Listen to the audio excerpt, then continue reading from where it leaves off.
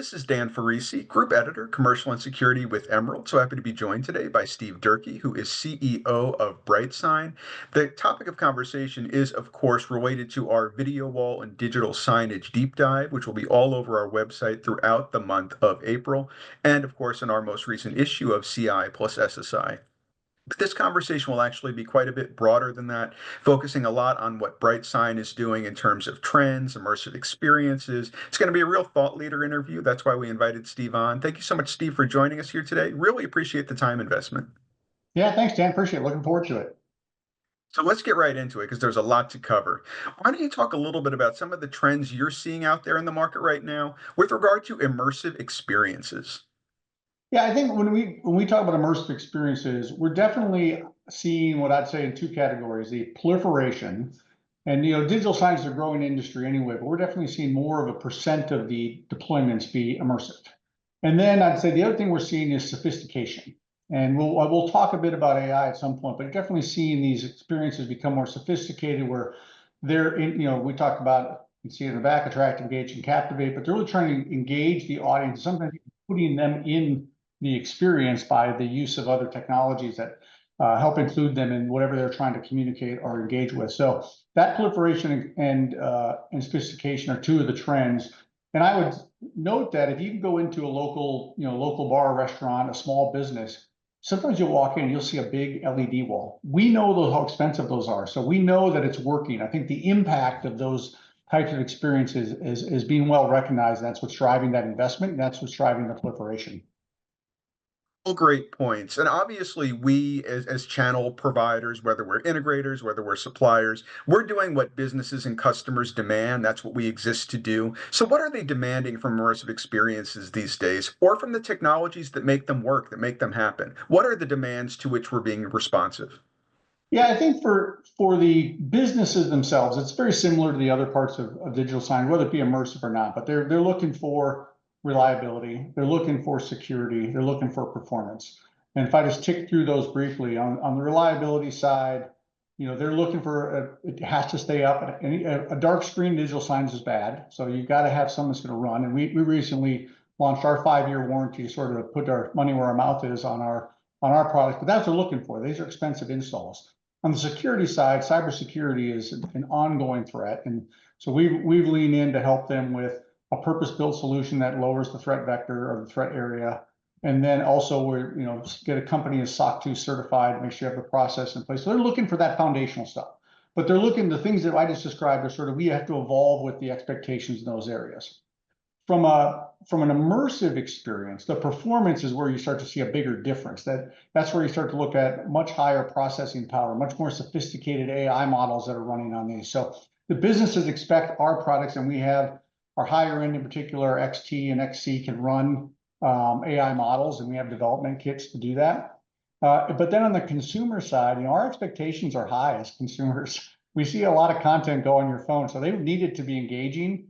They want it to be different. That's what holds their attention. So there's high expectations for that, but that's why it's also proliferating, is because normal signage, digital signage deployments are just being held to higher standards. So I think consumers really expect, if you're going to try to do something and wow them, they expect to be wowed. I think that's exactly right. And that's exactly the right word to use. Wow. People are looking for that wow-worthy experience. I think people's expectations are much higher than they ever have been.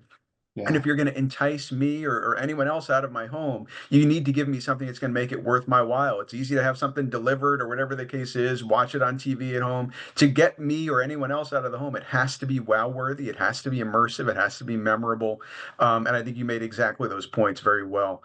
Do you want to talk a little bit about who can benefit from some of these applications we're talking about? Who should be looking to deploy them? I mean, obviously, what you're talking about are pretty pan societal trends, but anything you want to talk about in particular as regards applications? Well, I think what I would note there is, one, we like to start with what problem they're solving. So hopefully when our customers come to us and the end users, we're talking about the problem they're solving. But what I think has evolved here is you used to think of immersive experience when you went to an entertainment venue.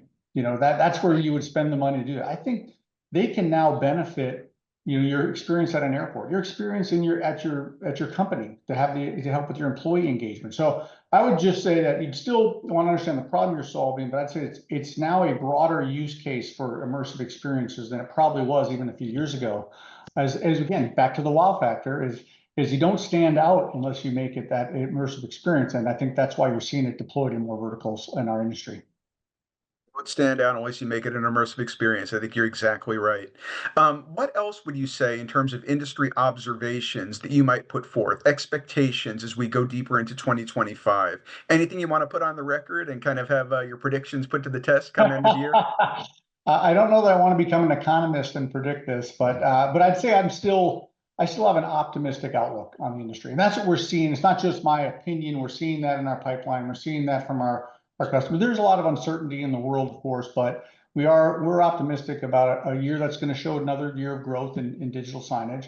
But regardless of sort of the underlying economic conditions, it is clear that what I just talked about with immersive experiences applies to the rest of the deployments. They're getting more sophisticated, and I know AI is a buzzword, but it is in almost every one of our discussions with customers right now on any product. And sometimes it's not because of what they want to do right now, it's because of what they want to do in the future, back to the reliability, back to longevity. So that is definitely going to, I think, accelerate, going to be a big topic at trade shows and those sorts of things.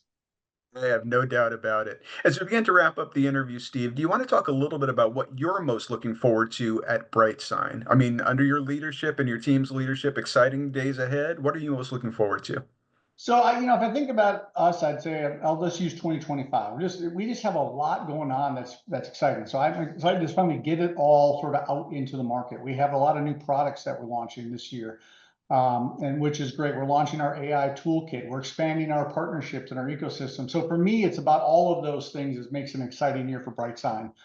So we continue to see we expanded our team globally, provide incremental team members and support to our customers. We're launching actually using AI internally on our customer experience to help make that simpler. So for me, it's all of those combined together that I'm excited for BrightSign. As is the entire industry, as are all of us watchers of BrightSign. Thank you so much, Steve, for joining me today. Really do appreciate it. Really insightful conversation, and thank you for sharing your thought leadership with us. All right, thanks, Dan. Appreciate it.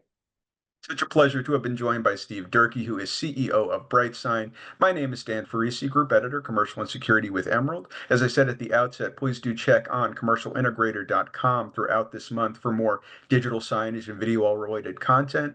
It's also in our April issue of CI plus SSI. That is our video wall and digital signage deep dive. And please do keep an eye on our website, as I say, in the days ahead for more thought leadership content, just like this from industry leaders like Steve Durkee of BrightSign. Thank you so much.